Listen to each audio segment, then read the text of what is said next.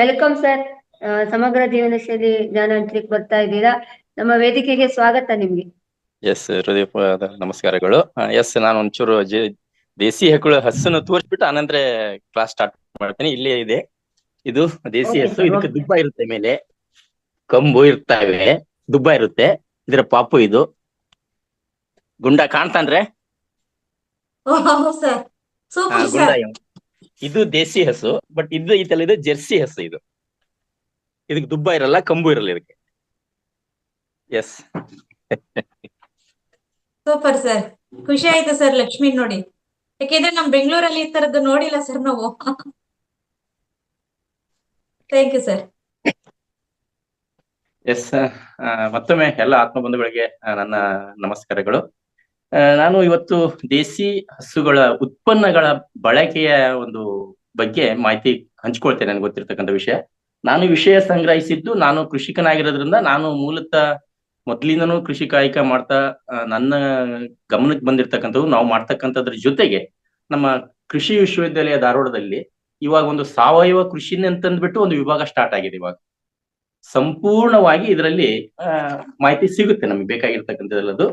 ಜೊತೆಗೆ ಸಾವಯವ ಕೃಷಿಯಲ್ಲಿ ದೇಸಿ ಹಸುಗಳ ಉತ್ಪನ್ನಗಳ ಬಳಕೆಯ ಬಗ್ಗೆನೂ ಕೂಡ ಸುಮಾರು ವಿಷಯ ಸಿಗುತ್ತೆ ನಮ್ಗೆ. ಅದರಿಂದ ಆಯ್ಕೆ ಮಾಡಿರ್ತಕ್ಕಂಥ ಕೆಲವೊಂದು ಮಾಹಿತಿ ಕೊಡ್ಲಿಕ್ಕೆ ಇಷ್ಟಪಡ್ತೀನಿ. ದೇಸಿ ಹಸುನ ಯಾಕೆ ಬೇಕು ಅಂತಂದ್ರೆ, ಅದರ ವಿಶೇಷತೆ ಏನಂತಂದ್ರೆ, ಅದಕ್ಕೆ ಮೇಲ್ಗಡೆ ಯಾವುದು ಅಂದ್ರೆ ತೋರಿಸಿದೀಗ ದುಬ್ಬ ಇರುತ್ತೆ, ಕಂಬು ಇರುತ್ತೆ, ಮತ್ತು ಮೇಲಾಗಿ ಅದು ಹೊರಗಡೆ ಓಡಾಡಿ ಬರ್ಬೇಕು. ಏನು ಓಡಾಡಿ ಬರುತ್ತಲ್ಲ, ಅದ್ರ ಉತ್ಪನ್ನಗಳು ಜಾಸ್ತಿ ಉಪಯೋಗ ಬರ್ತವೆ.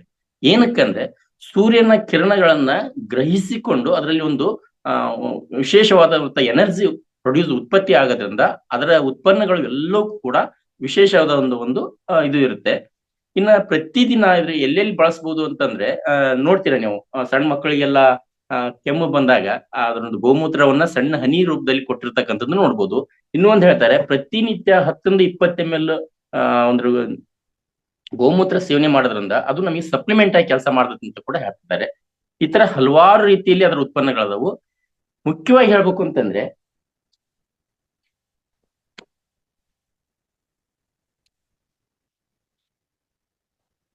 ಹಂಗಾರೆ ದೇಸಿ ಆಕಳ ಉತ್ಪನ್ನಗಳು ಅಂತಂದಾಗ ಮುಖ್ಯವಾಗಿ ಹೇಳತಕ್ಕಂಥದ್ದು ಹಾಲು, ಮೊಸರು, ಮಜ್ಜಿಗೆ, ಬೆಣ್ಣೆ, ತುಪ್ಪ.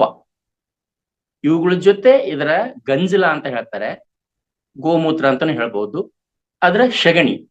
ಇವೆಲ್ಲವೂ ಕೂಡ ಒಟ್ಟಾರೆ ಉತ್ಪನ್ನಗಳೇ ಇವು. ಅವನ್ನ ಹಲವಾರು ರೀತಿಯಿಂದ ಬರೀ ಸಾಮಾನ್ಯ ಅಷ್ಟೇ ಅಲ್ಲ, ವಿಶೇಷವಾದಂತ ಪೂಜೆ ಪುನಸ್ಕಾರಗಳಲ್ಲೂ ಕೂಡ ಇವನ್ಗಳನ್ನ ಬಳಕೆ ಮಾಡ್ತಕ್ಕಂಥದ್ದುಂಟು. ಇನ್ನೊಂದು ಹೇಳ್ತದೆ, ಹಸು ಹೇಳುತ್ತೆ, ಅದ್ರ ಸಗಣಿ ಹೇಳ್ತೆ ಅಂದ್ರೆ, ತೊಟ್ಟಿದರೆ ಬೆರಣಿಯಾದೆ, ಸುಟ್ಟರೆ ನೊಸಲಿಗೆ ವಿಭೂತಿಯಾದೆ, ನೀನ್ಯಾರಿಗೆ ಆದೆಯೋ ಎಲೆಯೋ ಮಾನವ ಅಂತ ಹೇಳ್ತದಂತ. ಯಾವುದು? ಸಗಣಿ. ಹಂಗೆ ಅದರ ಪ್ರತಿಯೊಂದು ಉತ್ಪನ್ನಗಳ ಬಳಕೆಯನ್ನು ಕೂಡ ವಿಶೇಷವಾಗಿದೆ. ನೋಡಿ, ಯಾರೆಲ್ಲ ವಿಭೂತಿ ಹಚ್ತಾರ ಅಂತಂದ್ರೆ ಅವರು ಆಕಳದ ಒಂದು ದೇಸಿ ಆಕಳದ್ರನ್ನೇ ಮಾಡ್ತಾರೆ, ಎಲ್ಲೇ ಮಾಡಿದ್ರು ಕೂಡ. ಅದರದ್ದೇ ಇವತ್ತು ವಿಶೇಷವಾದ ಅನಾಥಾಶ್ರಮಗಳು, ವೃದ್ಧಾಶ್ರಮಗಳು ಹೆಂಗಿದಾವೋ ಹಂಗೆ ಆಕಳುಗಳ ಒಂದು ಆಶ್ರಮನೂ ಕೂಡ ಇವದೇ. ಗೋಶಾಲೆ ಅಂತ ಹೇಳ್ತಾರೆ ಅದಕ್ಕೆ ಹೆಸರು. ವಿಶೇಷವಾಗಿ ರಾಜ್ಯದಲ್ಲಿ ಹಲವಾರು ರೀತಿಯಲ್ಲಿ ಗೋಶಾಲೆಗಳದವು. ಅಲ್ಲಿ ಉತ್ಪತ್ತಿ ಆಗ್ತಕ್ಕಂಥ ಉತ್ಪನ್ನಗಳನ್ನ ಇವತ್ತು ಔಟ್ ಆಫ್ ಹೊರದೇಶಗಳಿಗೆ ಲಕ್ಷಾಂತರ ಕೋಟ್ಯಾಂತರ ರೂಪಾಯಿಗಳಿಗೆ ಮಾರಾಟ ಆಗ್ತಾ ಇದೆ. ಅದರ ಗೋಮೂತ್ರಗಳನ್ನ ಸಂಗ್ರಹಿಸಿ ಲೀಟರ್ ಲೆಕ್ಕದಲ್ಲಿ ವಿದೇಶಿಗರು ಆಮದು ಮಾಡ್ಕೊಳ್ತಾ ಇದಾರೆ. ಅದ್ರ ಸಗಣಿನೂ ಕೂಡ ತರಿಸ್ಕೊಳ್ತಾ ಇದಾರೆ. ಇನ್ನೊಂದು ವಿಧಾನದಲ್ಲಿ ಹೇಳ್ತಾ ಇದಾರೆ, ಏನಂತಂದ್ರೆ ಜವಾರಿ ಆಕಳ ಸಗಣಿ, ಗಂಜಲ, ಹಾಲು, ಮೊಸರು, ತುಪ್ಪ, ಇವಕ್ಕೆ ಪಂಚಗವ್ಯ ಅಂತ ಹೇಳ್ತಾರೆ. ಅವೆಲ್ಲವನ್ನೂ ಸೇರಿ ಮಾಡಿರ್ತಕ್ಕಂತ ಒಂದು ಏನಂತಂದ್ರೆ ದೀಪ. ಆ ದೀಪನ ಬಾಣಾವರದ ಒಂದು ಕಾಂಟ್ಯಾಕ್ಟ್ ನಂಬರ್ ಕೂಡ ಇದೆ. ಅವರು ಆ ದೀಪ ಮಾಡಿ ಮಾರಾಟ ಮಾಡ್ತಿದಾರೆ. ಸುಮಾರು ಹೊತ್ತು ಅದೊಂದು ದೊಡ್ಡ ಬಿಸ್ನೆಸ್ ಇದೆ ಅವರಿಗೆ. ಸುಮಾರು ಹೊತ್ತು ಉರಿಯುತ್ತೆ. ಅದು ಉರಿದ ನಂತರ ಅದು ಬೂದಿ ಆಗುತ್ತಲ್ಲ, ಬೂದಿನ ಕೂಡ ನಾವು ಹಂಚಿಗಬಹುದು. ಅದ್ರಲ್ಲಿ ಕೆಲವೊಂದಿಷ್ಟು ಕೆಮಿಕಲ್ಸ್ ಇದ್ರಂದ್ರೆ ಖನಿಜಾಂಶಗಳು ಇರ್ತಾವ ಆ ಒಂದು ಬೂದಿಯಲ್ಲಿ. ಅದನ್ನು ಕೂಡ ಬೇರೆ ರೀತಿಯಲ್ಲಿ ಬಳಕೆ ಮಾಡ್ಬೋದು. ಅದೇ ನಮ್ಮ ಇವ್ರು ಹೇಳ್ತಾ ಇದ್ರಲ್ಲ, ರಂಗನಾಥ್ ಸರ್, ನಿಜಕ್ಕೂ ಕೂಡ ಅವರಿಗೆ ದೊಡ್ಡ ಒಂದು ನಮನ ಸಲ್ಲಿಸ್ಬೇಕು ನಾವು. ಯಾಕಂದ್ರೆ ಇವತ್ತು ಎಲ್ಲ ಆಧುನಿಕತೆಗೆ ಒಳಗಾಗಿ ರೈತರು ಎಲ್ಲ ಬರೀ ಸಡನ್ಲಿ ಹೋಗೋದು, ರಾಸಾಯನಿಕ ಗೊಬ್ಬರ ತರೋದು, ಸ್ಪ್ರೇ ಹಾಕೋದು, ಕೀಟನಾಶಕ ತರೋದು, ಸ್ಪ್ರೇ ಮಾಡೋದು, ಹುಲ್ ಬೆಳಿತಾ ಕಳೆನಾಶಕ ತರೋದು, ಸ್ಪ್ರೇ ಮಾಡೋದು. ಇದರಿಂದ ಸಾಯಿಸ್ತಾ ಇದಾರೆ, ಯಾವ್ರನ್ನು ಬದುಕಿಸ್ತಾ ಇದ್ದಿಲ್ಲ. ಬಟ್ ನಮ್ಮ ದೇಶೀಯ ಆಕಳದ ಒಂದು ಉತ್ಪನ್ನಗಳನ್ನು ಬಳಕೆ ಮಾಡಿದಾಗ ಅವುಗಳನ್ನು ಬದುಕಿಸಲು ಬಿಟ್ಟು ನಾವು ಬದುಕಬಹುದು. ನೋಡಿ ಅವ್ರ ಹೇಳಿದ್ರಿ, ಈಗ ನನಗೂ ಅದು ಪ್ಲಾನ್ ಇದೆ. 3 ಎಕರೆಗೂ ಕೂಡ ಎಕರೆಕ 8 ಅಂತಂದ್ರೆ 18 ಹೇಳ್ತಾ ಸರ್. ನನಗೆ 54 ಬೇಕಾಗುತ್ತೆ 3 ಎಕರೆಗೆ ಅಂತಂದ್ರೆ.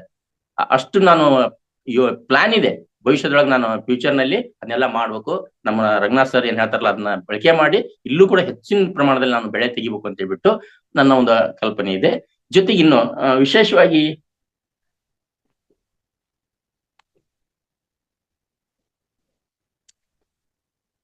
ಇಲ್ಲಿ ಬೀಜಾಮೃತ ಅಂತ ಹೇಳಿ, ಬೀಜ ನಾವು ಹಾಕ್ಬೇಕಾದ್ರೆ, ಸಸಿಗಳು ಹಚ್ಬೇಕಾದ್ರೆ ಕೂಡ ಬೀಜಾಮೃತ ಯಾವ ತರ ಮಾಡ್ಕೋಬೇಕು ಅನ್ನೋದ್ರ ಕೂಡ ಸಂಪೂರ್ಣವಾದ ಒಂದು ಮಾಹಿತಿ ಸಿಗುತ್ತೆ ಇಲ್ಲಿ ಸ್ನೇಹಿತರೆ.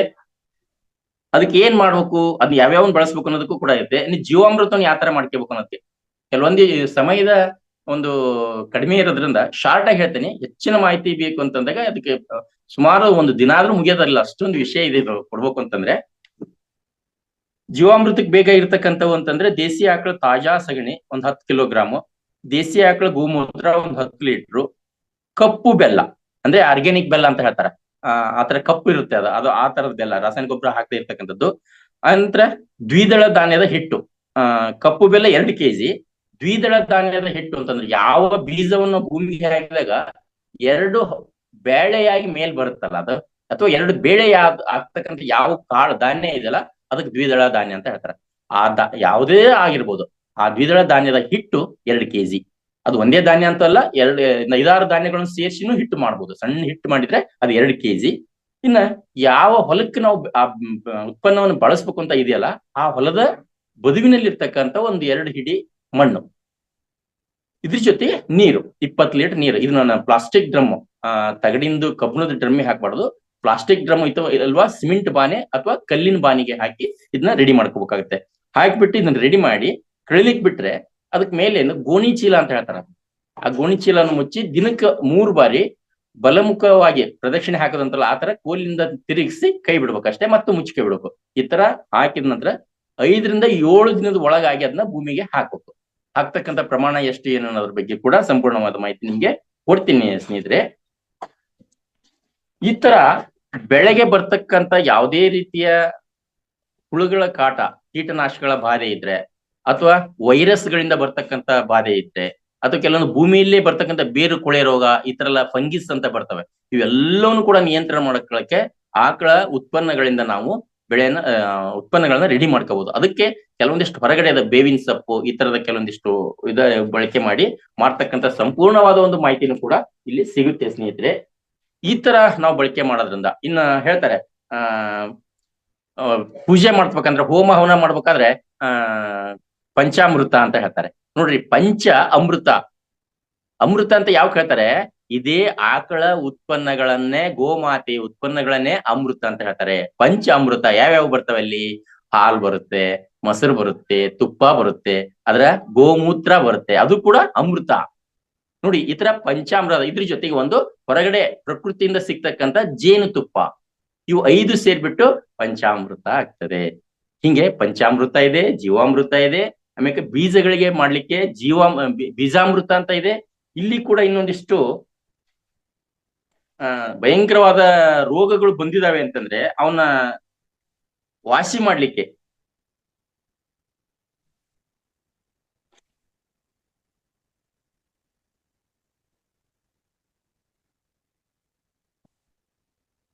ಅಗ್ನಿ ಅಸ್ತ್ರ ಅಂತ ಹೇಳಿ ಕೂಡ ಇಲ್ಲಿ ಆಕಳ ಉತ್ಪನ್ನಗಳಿಂದ ತಯಾರು ಮಾಡ್ತಕ್ಕಂಥದ್ದೇ.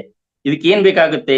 ದೇಸಿ ಆಕಳ ಗೋಮೂತ್ರ 20 ಲೀಟರ್, ಜವಾರಿ ಬೆಳ್ಳುಳ್ಳಿ 5 ಕಿಲೋಗ್ರಾಮು, ಬೇವಿನ ಎಲೆ 5 kg, ತಂಬಾಕು 1 kg, ಮತ್ತೆ ಹೆಚ್ಚು ಖಾರ ಇರ್ತಕ್ಕಂಥ ಹಸಿ ಮೆಣಸಿನಕಾಯಿ ಜಾಸ್ತಿ ಸ್ಟ್ರಾಂಗ್ ಇರ್ಬೇಕು. ಇವುಗಳನ್ನ ಸೇರಿಸ್ಬಿಟ್ಟು ರೆಡಿ ಮಾಡಿದ್ರೆ ಅದು ಅಗ್ನಿ ಅಸ್ತ್ರ ಅಂತ ಆಗುತ್ತೆ. ಇದರಿಂದ ನಮಗೆ ಬೆಳೆಗಳಿಗೆ ಬರ್ತಕ್ಕಂಥ ಕೆಲವೊಂದು ರೋಗಗಳನ್ನ ವಾಸಿ ಮಾಡಬಹುದು, ಕೀಟಗಳನ್ನ ಹತೋಟಿ ತಗೋಬಹುದು. ಇನ್ನ ದಶಪರ್ಣಿ ಅಂತ ಹೇಳ್ಬಿಟ್ಟು ಇದು ಕೂಡ ಒಂದು ವಿಶೇಷವಾದ ಇರ್ತಕ್ಕಂಥ ಒಂದು ಪ್ರಾಡಕ್ಟ್ ರೆಡಿ ಮಾಡ್ಕೋಬಹುದು. ಕಾಣುತ್ತದೆ ಅದು ಮೋಸ್ಟ್ಲಿ ಇದು ಈ ತರ ಪ್ರಕೃತಿಯಲ್ಲಿ ಸಿಗ್ತಕ್ಕಂಥ 10 ಬೇರೆ ಬೇರೆ ರೀತಿ ಗಿಡಮೂಲಿಕೆಗಳನ್ನ ತಗೊಂಬಂದು, ಅಂದ್ರೆ ಗಿಡದ ಸಪ್ಪುಗಳನ್ನ ತಗೊಂಬಂದು ಅವನ್ನ ಹಾಕಿ ಅದ ದೇಸಿ ಆಕಳ ಗಂಜಲ ಮತ್ತು ಸಗಣಿಯಿಂದ ಮತ್ತು ಹಾಲು ಮತ್ತು ಅದರ ಉತ್ಪನ್ನಗಳಿಂದ ರೆಡಿ ಮಾಡಿ ಕೊಡ್ತಕ್ಕಂಥವು. ಈ ತರ ಕೊಟ್ಟಾಗ ನಾವು ಅದ್ಭುತವಾದ ಬೆಳೆಯನ್ನ ಬೆಳಿಬಹುದು. ಈ ತರ ಜೊತೆಗೆ ನಾವು ವಿಶೇಷವಾಗಿ ಏನಂತಂದ್ರೆ ಯಾವುದೇ ಒಂದು ಪೂಜೆ ಪುನಸ್ಕಾರ ಮಾಡ್ಬೇಕಾದ್ರೆ ನಾವು ಅಲ್ಲಿ ಬಳಸ್ತಕ್ಕಂತ 60% ಆ ಪರಿಕರಗಳು ಅಂತ ಹೇಳ್ತಾವಲ್ಲ ಅವೆಲ್ಲವೂ ಕೂಡ ದೇಸಿ ಆಕಳಿನಿಂದ ಬಂದಂತ ಉತ್ಪನ್ನಗಳೇ ಆಗಿರ್ತವೆ ಸ್ನೇಹಿತರೆ. ಇನ್ನ ಇದರಲ್ಲಿ ಆಧ್ಯಾತ್ಮಿಕವಾಗಿ ಕೆಲವೊಂದಿಷ್ಟನ್ನ ಸಂಶೋಧನೆ ಮಾಡಿದ್ದಾರೆ. ಏನಂತಂದ್ರೆ ಕನ್ನೇರಿ ಮಠ ಅಂತ ಇದಲ್ಲ, ಅಲ್ಲಿ ಕಾಡಸಿದ್ದೇಶ್ವರ ಗುರುಜಿ ಕೆಲವರು ಕೊಟ್ಟಿರ್ತಕ್ಕಂತ ಟಿಪ್ಸ್ ಮಾಹಿತಿಗಳಿದಾವೆ. ಅದು ಕೆಲವೊಂದಿಷ್ಟು ಕಡೆ ಓದಿದ್ದು ತಿಳಿದಿದೆ. ಯಾವುದೇ ಜವಾರಿ ಆಕಳ ಕರು ಹಾಕ್ತತಿ ಅಂತಂದ್ರೆ ನಾವು ಅಡ್ವಾನ್ಸ್ ಇಲ್ಲಿ ಯಾರೆಲ್ಲ ರೈತರು ಇದ್ರೆ ಪ್ಲಾನ್ ಮಾಡ್ಕೊಳ್ರಿ. ನಮ್ಮ ಮನೆ ಕರು ಹಾಕಿದ ಆಕಳದ ಅದ್ರ ಇದ್ರ ಬರ್ತಿಲ್ಲ, ಉಚ್ಚಿ ಬುಳ್ಳಿ ಅಂತ ಹೇಳ್ತೇವೆ ನಾವು. ಅಂದ್ರೆ ಆ ಜಲ ಅಂತ ಫಸ್ಟ್ ಕರು ಪೂರ್ವದಲ್ಲಿ ಬರುತ್ತಲ್ಲ ಅದನ್ನ ಸ್ಟೋರ್ ಮಾಡ್ಕೋಬೇಕು. ಒಂದು ಬಕೆಟ್ ಹಿಡ್ಕೊಂಡು ರೆಡಿ ಇಟ್ಕೋಬೇಕು. ಅದು ಯಾವಾಗ ಬಂತು ಅದನ್ನ ಒಂದು ಪಿನ್ ಚುಂಚಿ ಅದನ್ನ ಸ್ಟೋರ್ ಮಾಡಿ ಇಟ್ಕೊಂಡು ಅದನ್ನ ಒಂದು ಬಿಗಿಯಾದ ಮುಚ್ಚಣಿಕೆ ಇರ್ತಕ್ಕಂಥ ಇದಕ್ಕೆ ಹಾಕಿ ಇಟ್ಬಿಟ್ರೆ ಅದು ವಿಶೇಷವಾದ ಉಪಯೋಗ ಇದೆ ಅದ್ರದ್ದು. ಒಂದು ಟ್ರ್ಯಾಕ್ಟರ್ ಲೋಡ್ ಯೂರಿಯಾ ಗೊಬ್ಬರಕ್ಕೆ ಸಮ ಅದು. ಬರೀ ಒಂದು ಹಸು ಕರು ಹಾಕ್ಬೇಕಾದ್ರೆ ಬರ್ತಕ್ಕಂತ ಆ ಜಲ ಬರುತ್ತಲ್ಲ ಅದು ಒಂದು ಟ್ರ್ಯಾಕ್ಟರ್ ಯೂರಿಯಾ ಗೊಬ್ಬರದ ಅಂಶ ಅದು ಒಂದಿಷ್ಟರಲ್ಲಿ 2 ಲೀಟರ್ನಲ್ಲಿ ಇರುತ್ತೆ. ಇನ್ನ ಕರು ಹಾಕಿದ ನಂತರ ಮಾಸ ಅಂತ ಹೇಳ್ತೇವೆ ನಾವು. ಅದು ಬಹಳ ಅಂದ್ರೆ 2.5-3 kg ಇರ್ಬೋದು ಅಷ್ಟೇ. ಅದೆಷ್ಟು ಅಂತಂದ್ರೆ ಒಂದು ಟ್ರ್ಯಾಕ್ಟರ್ DAP ಗೊಬ್ಬರದಲ್ಲಿ ಇರ್ತಕ್ಕಂಥ ಅಂಶ ಸಂಪೂರ್ಣ ಅದರಲ್ಲಿ ಇರುತ್ತೆ. ಅದನ್ನ ಹೆಂಗ್ ಸ್ಟೋರ್ ಮಾಡ್ಬೇಕು? ಅದನ್ನ ಹಾಕಿದ ನಂತರ ಓಪನ್ ಬಾಯ್ ಇರ್ತಕ್ಕಂಥ ಪ್ಲಾಸ್ಟಿಕ್ ಬಕೆಟ್ ಅಲ್ಲಿ ಇದ್ರಲ್ಲಿ ಹಾಕಿ ನಾಯಿಗಳೆಲ್ಲ ಬಂದ್ಬಿಡ್ತಾವ ಅದಕ್ಕೆ ಸ್ಮೆಲ್ಲಿಗೆ. ಅದನ್ನ ಹಾಕಿಬಿಟ್ಟು ಹೊರಗಡೆ ಒಂದು ಗೋಣಿ ಚೀಲ ಮೇಲೆ ಸ್ವಲ್ಪ ಗಾಳಿ ಆಗ್ತಿರ್ಬೇಕು, ಅದಕ್ಕೆ ಟೈಟ್ ಆಗಿ ಕಟ್ಟಿ ಬಿಟ್ಬಿಟ್ರೆ 5-6 ತಿಂಗಳಿಗೆ ಸಂಪೂರ್ಣವಾಗಿ ಅದು ಬೂದಿ ಆಗಿ ಹೋಗುತ್ತೆ. ಅದಕ್ಕೆ 2 ಲೀಟರ್ ಅಥವಾ 4 ಲೀಟರ್ ಅಷ್ಟು ಅದರದ್ದೇ ಆದಂತ ಗೋಮೂತ್ರವನ್ನ ಹಾಕಿರ್ಬೇಕು. ಅದನ್ನ ಹಾಕಿಟ್ಟಾಗ ಅದು ಆ ತರ ಪ್ರೊಡ್ಯೂಸ್ ಆಗುತ್ತೆ. ಇನ್ನ ಹಸುವಿನಲ್ಲಿ ದೇಸಿ ಆಕಳಿನಲ್ಲಿ ಮೇಲೆ ಬರ್ತಕ್ಕಂಥ ಕಂಬು ಮತ್ತು ಕಾಲಲ್ಲಿ ಬರ್ತಕ್ಕಂಥ ಗೊರಸು ಅಂತ ಹೇಳ್ತಾರೆ. ಅವು ಎರಡನ್ನ ಬಿಟ್ರೆ ಇಡೀ ದೇಹನೂ ಉಪಯೋಗಕ್ಕೆ ಬರುತ್ತೆ. ಹಿಂದೆಲ್ಲ ನಮ್ಮ ಮನೆಯಲ್ಲಿ ಮಾಡ್ತಾ ಇದ್ವಿ. ನಮ್ಮ ಮನೆಯಲ್ಲಿ ದುಡಿದು ವಯಸ್ಸಾಗಿ ಸಾಯ್ತು ಅಂತಂದ್ರೆ ಹೋರಿ ಅಥವಾ ಆಕಳ ಸಾಯ್ತು ಅಂದ್ರೆ ಅದನ್ನ ದೊಡ್ಡ ಗುದ್ದು ತೆಗಿಸಿ ಅದ್ರೊಳಗೆ ಹೋಗಿತಾ ಇದ್ರು. ಅದ್ರ ಮೇಲೆ ಗುರುತಿಗಾಗಿ ಅಂದ್ರೆ ಚೆನ್ನಾಗಿ ಬೆಳಿಲಿ ಅಂತ ಗಿಡ ಹಚ್ತಿದ್ವಿ. ಸಾಮಾನ್ಯ ತೆಂಗಿನ ಗಿಡ ಹಚ್ತಿದ್ರು, ಹೆಮ್ಮರವಾಗಿ ಬೆಳೀತಾ ಇತ್ತು. ಯಾಕಂದ್ರೆ ಸಂಪೂರ್ಣವಾದ ಅದ್ರಲ್ಲಿ ಪೋಷಕಾಂಶ ಆ ಬೆಳೆಗೆ ಸಿಗ್ತಾ ಇತ್ತು ಅಂತ ಹೇಳ್ಬಿಟ್ಟು. ಹಿಂಗೆ ಅದ್ರ ಸಂಪೂರ್ಣ ಉಪಯೋಗ ಮಾಡ್ಕೋಬಹುದು. ಬೈ ಚಾನ್ಸ್ ಏನಾದ್ರೂ ದನಗಳು ಸತ್ರೆ, ಈಗ ಅಲ್ಲಿ ಕನ್ನೇರಿ ಮಠದಲ್ಲಿ ಮಾಡ್ತಕ್ಕಂಥ ಮೊದ್ಲೇ ಹೌಸ್ ಕಟ್ಟಿರ್ತಾರೆ. ಸತ್ತಂತ ಯಾವುದೇ ಇರ್ಲಿ ಅದು ದೇಸಿ ದನ ಇರುತ್ತಲ್ಲ ಅದ್ರೊಳಗೆ ಹಾಕ್ಬಿಟ್ಟು ಅದಕ್ಕೆ ಸಂಪೂರ್ಣವಾಗಿ ಸಗಣಿ ಮತ್ತು ಅದ್ರ ಗಂಜಲನ್ನ ತುಂಬ್ತಾರೆ. ತುಂಬಿಟ್ಟು ಮ್ಯಾಲ ಫುಲ್ ಪ್ಯಾಕ್ ಮಾಡ್ಬಿಡ್ತಾರೆ ಗಾಳಿ ಆಡ್ಲೆ. ಸುಮಾರು 4-5 ತಿಂಗಳ ನಂತರ ನೋಡಿದಾಗ ಕಂಬು ಮತ್ತು ಗೊರಸ್ಬಿಟ್ಟು ಉಳಿದೆಲ್ಲದು ಬೂದಿ ಆಗ್ಬಿಟ್ಟಿರ್ತದ. ಅದು ಎಷ್ಟು ಸ್ಟ್ರಾಂಗ್ ಇರುತ್ತೆ ಅಂತಂದ್ರೆ ಅದನ್ನ ಬರೀ 1 kg ಲೆಕ್ಕದ ತಕೊಂಡ್ರೆ ಸಾಕು, ಗುಂಟೆ ಲೆಕ್ಕಕ್ಕೆ ಅದನ್ನ ಹಾಕ್ಬೋದು. ಜೊತೆ ಬೆಳೆಸ್ಕೊಂಡು ನೀರಿನಲ್ಲಿ ಅಥವಾ ಬೇರೆ ಗೊಬ್ಬರದಲ್ಲಿ ಬೆಳೆಸಿ. ಗೊಬ್ಬರ ಅಂತಂದ್ರೆ ಸಗಣಿ ಗೊಬ್ಬರನೇ, ತಿಪ್ಪೆ ಗೊಬ್ಬರ ಅಂತ ಹೇಳ್ತಲ್ಲ ಈ ತರ. ಇನ್ನ ಎರೆ ಜಲ ಅಂತ ಕೂಡ ತಯಾರು ಮಾಡ್ಬೇಕಾದ್ರೆ ಅಲ್ಲೂ ಕೂಡ ಎರೆ ಹುಳುವಿಗಳು ಈ ಸಗಣಿ ಕಸ ಹಾಕಿದಾಗ ಅಲ್ಲಿ ಒಂದು ಹುಳುಗಳು ಬರುತ್ತೆ, ಎರೆಹುಳು. ಅದ್ರ ಬಿಟ್ಟಾಗ ಅದು ಗೊಬ್ಬರ ಉತ್ಪತ್ತಿ ಮಾಡುತ್ತೆ. ಕೆಳಗಡೆ ಅದ್ರದ್ದು ರಸ ಬರುತ್ತೆ. ಆ ರಸನ ತೆಗೆದ್ಬಿಟ್ರೆ ಎರೆ ಜಲ ಅಂತ ಹೇಳ್ಬಿಟ್ಟು ಅದು ಇನ್ನೂ ಪವರ್ಫುಲ್. ಇವೆಲ್ಲವನ್ನು ಬಳಕೆ ಮಾಡಿದಾಗ ಬೆಳೆಯನ್ನ ನಾವು ಹೆಚ್ಚು ರಾಸಾಯನಿಕಗಳನ್ನ ಬಳಸದಂಗೆ, ನಮ್ಮ ರಂಗನಾಥ್ ಗುರುಜಿ ಹೇಳಿದ್ರಲ್ಲ ಈಗ, ಆಧ್ಯಾತ್ಮಿಕ ಶಕ್ತಿ ಪ್ಲಸ್ ಒಂದು ಆಹಾರ, ದೇಸಿ ಆಕಳಿನ ಒಂದು ಉತ್ಪನ್ನಗಳನ್ನ ಕೊಟ್ಟಿರ್ತಕ್ಕಂಥ ಇವೆರಡರ ಮೇಲೆ ಬೆಳೆ ತೆಗಿತಾ ಇದ್ದಾರೆ ಅಂತಂದ್ರೆ ಅದ್ಭುತ ಸ್ನೇಹಿತರೆ. ಈ ತರ ನಾವು ದೇಸಿ ಆಕಳುಗಳ ಉತ್ಪನ್ನ ತಗೋದು ಬಲು ಉತ್ತಮ. ಇನ್ನೂ ಒಂದ್ ಹೇಳ್ತಾರ ಆಧ್ಯಾತ್ಮಿಕವಾಗಿ, ಯಾಕೆ ಅಂತಂದ್ರೆ ಏನೇ ಪೂಜೆ ಮಾಡ್ಬೇಕಾದ್ರೆ ನೋಡಿ, ಹೊಸ ಗ್ರಹ ಪ್ರವೇಶ ಮಾಡ್ಬೇಕಾದ್ರೆ ಫಸ್ಟ್ ಆ ಗೋಮಾತೆಯನ್ನು ಒಳಗಡೆ ಕಳಿಸ್ತಾರೆ. ಅಂದ್ರೆ ಎಷ್ಟೊಂದು ಅದಕ್ಕಿದೆ. ಅದಕ್ಕೆ 3 ದೇವತೆಗಳು ಆ ಕಾಮಧೇನುವಿನಲ್ಲಿದ್ದಾವೆ. ಕಾಮಧೇನು ಅಂತ ಹೇಳಿದ್ರೆ ಬೇಡಿದ್ದನ್ನೇ ಕೊಡ್ತಕ್ಕಂಥದ್ದು. ಅಂದ್ರೆ ಎಷ್ಟೊಂದು ಆಧ್ಯಾತ್ಮಿಕ ಇತಿಹಾಸದಲ್ಲಿ ಕೂಡ ಇದಕ್ಕೆ ಹಿನ್ನೆಲೆ ಇದೆ ಸ್ನೇಹಿತರೆ. ಹಾಗಾಗ್ಬಿಟ್ಟು ಋಷಿ ಮುನಿಗಳೆಲ್ಲರೂ ಎಲ್ಲಿ ಒಂದು ಕುಟೀರದಲ್ಲಿ ವಾಸ ಮಾಡ್ತಾ ಇದ್ರು ಅವೆಲ್ಲ ಕಡೆ ಅವರು ಆ ತರದ ಹಸುಗಳನ್ನ ಇಟ್ಕೊಂಡ್ಬಿಟ್ಟು ಗೋಮಾತೆಯನ್ನ ಸಂರಕ್ಷಿಸಿ ಅಲ್ಲಿ ಅದರ ಉತ್ಪನ್ನಗಳನ್ನ ಬಳಕೆ ಮಾಡ್ತಾ ಇದ್ರು. ಅಂದ್ರೆ ನಾವು ಬದುಕಬೇಕು. ಆ ಜೊತೆಗೆ ಹಂಗಾರ ಆಕಳು ಕರು ಹಾಕಿದೆ ಅಂದ್ರೆ ಅಷ್ಟು ಇವತ್ತೆಲ್ಲ ಪೂರ ಹಿಂಡದಲ್ಲ. ನಾನೇನ್ ಮಾಡ್ತೀನಿ, ಕಡಿಮೆ ಹಿಂಡ್ತೀನಿ. ಮನ್ಯಾಗ ಕೇಳ್ತಿರ್ತಾರೆ ಸೈರೆ ಇಷ್ಟ ಅಂತೇಳಿ, ಇಲ್ಲ ಒದಿತು ಅಥವಾ ಬಿಡ್ತು ಅಂತೇಳಿ. ಅಂದ್ರೆ ಕರಿ ಕುಡಿಸ್ಬೇಕಂತ ಅಂದ್ರೆ ಕರುವಿನ ಸಂತಾನ ಉತ್ಪತ್ತಿ ಬೆಳೆಸ್ಬೇಕು ಅನ್ನೋ ಉದ್ದೇಶಕ್ಕೇನೆ ಅದು ಕರು ಹಾಕಿರುತ್ತೆ. ಅದಕ್ಕೂ ಕನಸು, ಆಶೆಗಳು, ಆಕಾಂಕ್ಷೆಗಳು ಎಲ್ಲ ಇರ್ತವೆ. ನನ್ ಕಸು, ನನ್ ಮಗು, ನನ್ ಪಾಪು ಅಂತ ಹೇಳ್ಬಿಟ್ಟು, ನೋಡಿ ಇವ್ರು ಮೋಸಗಾರರು ನನ್ನ ಹಾಲು ಹಿಡ್ತಾ ಇದಾರೆ ಅಂತ ಹೇಳ್ಬಿಟ್ಟು. ಹೌದಾ? ಆದ್ರೆ ನಾವು ಸ್ವಲ್ಪ ತಗೋಬೇಕು, ಅದಕ್ಕೂ ಕರುವು ಬಿಡ್ಬೇಕು. ಅಂದ್ರೆ ಅದಕ್ಕೂ ಭಗವಂತ ಮೆಸ್ತಾನ, ಪರವಾಗಿಲ್ಲಪ್ಪ ಇವ್ರು ಅಂತ ಹೇಳ್ಬಿಟ್ಟು. ಹಂಗೆ ಅದಕ್ಕೂ ಕೊಟ್ಟು ಅದರ ವಂಶನೂ ಬೆಳೆಸ್ಬೇಕು, ನಮ್ಗೆ ಉಪಯೋಗ ತಗೋಬೇಕು. ಸಂಪೂರ್ಣ ಹೀರಿ ತಕ್ಕೊಳ್ಳೋದಲ್ಲ. ಈ ತರ ನಾವು ಆಮೇಲೆ ಒಳ್ಳೆ ಆಹಾರ ಕೊಡ್ಬೇಕು ಅದಕ್ಕೆ. ಬೇರೆಲ್ಲ ಹೊರಗಡೆ ಏನಾಗ್ತದೆ ಅಂತಂದ್ರೆ ಸಿಟಿಗಳಲ್ಲಿ ಇರ್ತಕ್ಕಂಥ ದನಗಳೆಲ್ಲ ಅಲ್ಲಿ ಇರ್ತಕ್ಕಂಥ ಕಸ ಕಡ್ಡಿ ಇವರೆಲ್ಲ ತಿಂದು ಒಗದಿರ್ತಾರಲ್ಲ, ಅದೇನೆಲ್ಲ ಪ್ಲಾಸ್ಟಿಕ್ ಆಮೇಲೆ ಕೆಮಿಕಲ್ ನಿಂದನೇ ತಯಾರು ಮಾಡಿರ್ತಕ್ಕಂಥ ಸಾಸ್ ಗೀಸ್ ಹಾಕಿ ರೆಡಿ ಮಾಡಿರ್ತಕ್ಕಂಥವನ್ನೇ ಒಗದ್ಬಿಟ್ಟಿರ್ತಾರೆ ತಿಂದು, ಅದನ್ನೇ ತಿಂತವೆ. ಅದ್ರ ಉತ್ಪತ್ತಿ ಆಗ್ತಕ್ಕಂಥ ರಕ್ತ, ಹಾಲು ಕೂಡ ಅದೇ ತರನೇ ಇರುತ್ತೆ. ಬಟ್ ಹಿಂದಿನ ಕಾಲದಲ್ಲಿ ಅದಕ್ಕಾಗಿನ ಅರಣ್ಯಗಳು ಇರ್ತದ್ದು, ಅಂತಂದ್ರೆ ಗೋಮಾಳ ಅಂತ ಇರ್ತದ್ದು. ಇಲ್ಲೆಲ್ಲ ಮೇದ್ ಬರ್ತಾ ಇತ್ತು, ಶುದ್ಧವಾದ ಹಾಲನ್ನ ಹುಲ್ಲನ್ನು ತಿನ್ನೋದ್ರಿಂದ ಶುದ್ಧವಾದ ಹಾಲೇ ಸಿಗ್ತಾ ಇತ್ತು. ಇವಾಗೆಲ್ಲ ರಾಸಾಯನಿಕಗಳನ್ನ, ಕೀಟನಾಶಕಗಳನ್ನ, ಕ್ರಿಮಿನಾಶಕಗಳನ್ನ ಬಳಸಿ ಆ ಹುಲ್ಲು ಕೂಡ ವಿಷಮಯ ಆಗಿದೆ. ಅಂತ ಹುಲ್ಲು ತಿನ್ನಂತ ಆಕಳುಗಳ ಹಾಲು ಕೂಡ ವಿಷಮಯ ಆಗಿದೆ. ಆದ್ರೆ ಇದೆಲ್ಲ ಆಗ್ಬಾರ್ದಂತ ಬಿಟ್ಟು 1 ಎಕರೆ ಸಪ್ರೇಟ್ ಆಗಿ, ನಂದು ಇರೋದು 3 ಎಕರೆ, ಅದರಲ್ಲಿ 1 ಎಕರೆ ಸಪ್ರೇಟ್ ಆಗಿ ಇಟ್ಟಿದ್ದೀನಿ. ಅದರಲ್ಲಿ ಕೆಲವೇ ಅಂದ್ರೆ ಬಹುವಾರ್ಷಿಕ ಗಿಡಗಳನ್ನ ಹಾಕಿಬಿಟ್ಟು ಅಲ್ಲಿ ಬೆಳ್ತಕ್ಕಂಥ ಹುಲ್ಲನ್ನು ಒಟ್ಟೆನ ಇದ್ ಮಾಡಲ್ಲ, ತೆಗಿಯೋದೇ ಅಲ್ಲ ಅದನ್ನ, ಅಲ್ಲೇ ಕಟ್ಟಿಬಿಡ್ತಾನೆ, ಅಲ್ಲೇ ಮೇಯ್ತದ್ದು ತನ್ನ ಮನೆಗೆ ಇಡ್ತಾನೆ. ಅಂದ್ರೆ ಹುಲ್ಲು ಕೂಡ ಅದಕ್ಕೆ ವಿಷಮಯ ಆಗಬಾರ್ದು ಅನ್ನೋ ಉದ್ದೇಶದಿಂದ ಈ ತರ ನನ್ನ ಕಡೆಯಿಂದ ಎಷ್ಟು ಸಾಧ್ಯನೋ ಅಷ್ಟು ಪರಿಸರವನ್ನು ಮತ್ತು ಪ್ರಾಣಿಗಳನ್ನು, ನನ್ನ ಮನೆಯನ್ನು, ನನ್ನ ತರನು ಉಳಿಸ್ಲಿಕ್ಕೆ ಪ್ರಯತ್ನ ಪಡ್ತಾ ಇದ್ದೀನಿ. ಇದೊಂದು ಸಣ್ಣ ಒಂದು ಪ್ರಯತ್ನ ಅಷ್ಟೇ, ಹಂಗಂತ ನಾನು ದೊಡ್ಡವನು ಅಂತ ಹೇಳಕಲ್ಲ. ಇದನ್ನ ದೊಡ್ಡ ಪ್ರಮಾಣದಲ್ಲಿ ಮಾಡಿರ್ತಕ್ಕಂಥ ಮಹಾನ್ ಮೇಧಾವಿಗಳು ಇದ್ದಾರೆ. ನಾವು ಅಳಿಲು ಸೇವೆ ಮಾಡಂದ್ರೆ ಅಂದ್ರೆ ಹನಿ ಹನಿ ಕೂಡಿದ್ರೆ ಹಳ್ಳ ಅಂತ ಹೇಳ್ತಾರೆ. ಹಂಗೆ ನಾವೆಲ್ಲರೂ ಒಂದಿಷ್ಟು ವಿಷಯಗಳನ್ನ ತಿಳಿದು ಮಾಡಂದ್ರೆ ಮಾಡಿದ್ದೆ ಆದಲ್ಲಿ ನಮ್ಮನ್ನ ನೋಡಿ ಅನುಸರಿಸ್ತಾರೆ. ನಮ್ಮನ್ನ ಮಾಡೋದ್ ನೋಡಿ ಕೆಲವರು ಅನುಸರಿಸ್ತಾರೆ, ಅದನ್ನ ಅನುಕರಣೆ ಮಾಡ್ತಾರೆ. ಮಾಡಿದಾಗ ಅವ್ರಿಗೂ ಖುಷಿ ಆಗುತ್ತೆ. ಇವಾಗ ಮಧುರಾ ಮೇಡಮ್ ಹೇಳಿದ್ರು, ಆ ಸೌತೆಕಾಯಿ ತಂದಿದ್ವಿ, ಇವತ್ತಿಗೂ ಕೂಡ ಈ ತರ ಫ್ರೆಶ್ ಆಗಿರುತ್ತೆ ಇದೆ ಅಂತ ಹೇಳ್ಬಿಟ್ಟು. ಹಂಗೆ ನೀವು ಈ ತರ ಉತ್ಪನ್ನಗಳನ್ನ ತಯಾರು ಮಾಡ್ಕೊಂಡು ಮಾಡಕ್ ಯಾರೆಲ್ಲ ರೈತರು ಇದೀರಿ ರೆಡಿ ಆಗ್ರಿ. ಇನ್ನೂ ಒಂದು, ಯಾರೆಲ್ಲ ಇಲ್ಲಿ ಸಿಟಿಯಲ್ಲಿ ಜೀವನ ಮಾಡ್ತಕ್ಕಂಥವ್ರು ದೇಸಿ ಆಕಳಿನ ಉತ್ಪನ್ನಗಳು ನಿಮ್ಗೆ ಏನಾದ್ರೂ ಸಿಗ್ತಾವ ಅಂತಂದ್ರೆ, ಲಭ್ಯವಿದಾವೆ ಅಂತಂದ್ರೆ 10 ರೂಪಾಯಿ ಜಾಸ್ತಿ ಆದ್ರೂ ಪರವಾಗಿಲ್ಲ, ಅದನ್ನ ತಗೊಳ್ರಿ. ಅಂದ್ರೆ ಅಲ್ಲಿ ಆ ರೈತನೂ ಕೂಡ ಒಂದು ಸಹಕಾರ ಕೊಟ್ಟಂಗ ಆಗುತ್ತೆ, ಅವನಿಗೂ ಖುಷಿ ಆಗುತ್ತೆ. ಪರವಾಗಿಲ್ಲಪ್ಪ, ನಾ ಈ ತರ ಉತ್ಪನ್ನ ಮಾಡಿದ್ರೆ ಅದು ಹೆಚ್ಚಿನ ರೇಟಿಗೆ ಮಾರಾಟ ಆಗುತ್ತೆ ಅಂತ ಹೇಳ್ಬಿಟ್ಟು ಜಾಸ್ತಿ ಅದಕ್ಕೆ ಒತ್ತು ಕೊಡ್ತಾನೆ.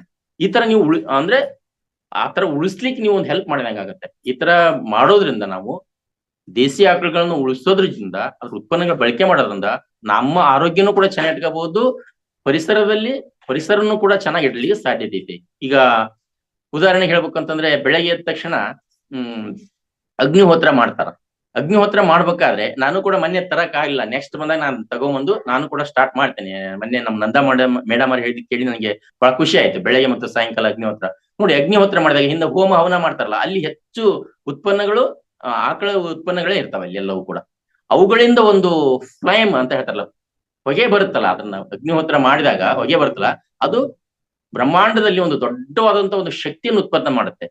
ಮಳೆಗಳು ಬೀಜ ಕಟ್ಲಿಕ್ಕೆ ಹೆಲ್ಪ್ ಮಾಡುತ್ತೆ, ಮಳೆ ಬರ್ಸ್ಲಿಕ್ಕೆ ಹೆಲ್ಪ್ ಮಾಡುತ್ತೆ, ಪರಿಸರದಲ್ಲಿ ಇರ್ತಕ್ಕಂಥ ದುಷ್ಟ ಶಕ್ತಿಗಳು ನಾಶ ಆಗ್ಲಿಕ್ಕೆ ಹೆಲ್ಪ್ ಆಗುತ್ತೆ. ಇಷ್ಟೆಲ್ಲದ ಆಗ್ತಾ ಇರೋದು ಆಕಳಿನ ಉತ್ಪನ್ನಗಳಿಂದ.